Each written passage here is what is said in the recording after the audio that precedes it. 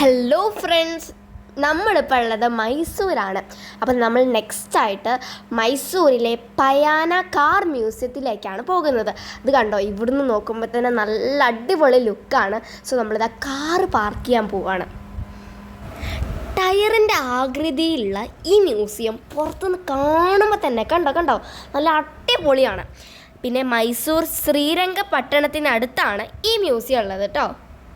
Entry fees ഒരാൾക്ക് വെറും 50 രൂപ മാത്രമാണ് ഉള്ളത്. കയറുമ്പോൾ തന്നെ ഇതാ കുതിരകളുടെയൊക്കെ സ്റ്റാച്ചു നമുക്ക് ഇവിടെ കാണാൻ പറ്റും.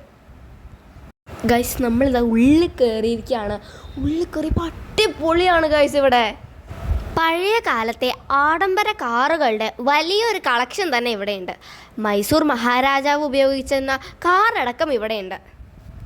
Rolls Royce, Ford, Benz, Chevrolet തുടങ്ങിയ 70ഓളം വിൻറ്റേജ് കാറുകൾ ഈ മ്യൂസിയത്തിലുണ്ട് കേട്ടോ.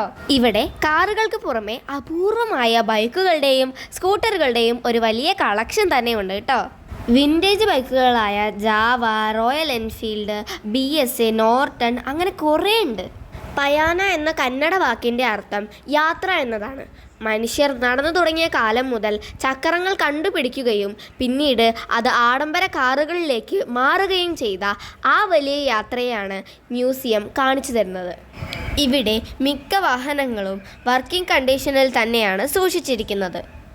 രണ്ടാം ലോക മഹായുദ്ധ സമയത്ത് സൈനികർ ഉപയോഗിച്ചിരുന്ന കടുപ്പമേറിയ ജീപ്പുകളും സിനിമകളിൽ മാത്രം കണ്ടുപരിചയമുള്ള വിദേശ മോഡലുകളും പഴയ ടാക്സികളും ജീപ്പുകളും ബസ്സുകളും ട്രക്കുകളും ഓട്ടോറിക്ഷകളും ആംബുലൻസുകളും നമുക്കിവിടെ കാണാൻ സാധിക്കും.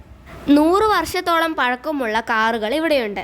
അന്നത്തെ കാലത്ത് എങ്ങനെയാണ് എഞ്ചിനുകൾ പ്രവർത്തിച്ചിരുന്നത് എന്നും ഡിസൈനുകൾ എങ്ങനെയായിരുന്നു എന്നും നമുക്ക് നേരിട്ട് കാണാം. മോർണിംഗ് 9 o'clock തൊട്ട് ഈവനിങ് 8 o'clock വരെയാണ് ഈ മ്യൂസിയം ഉള്ളത്. വിൻറ്റേജ് വാഹനങ്ങൾ ഇഷ്ടപ്പെടുന്നവർക്ക് മസ്റ്റ് സീൻ പ്ലേസ് ആണ് നമ്മുടെ ഈ ഒരു മ്യൂസിയം. ടാറ്റാ.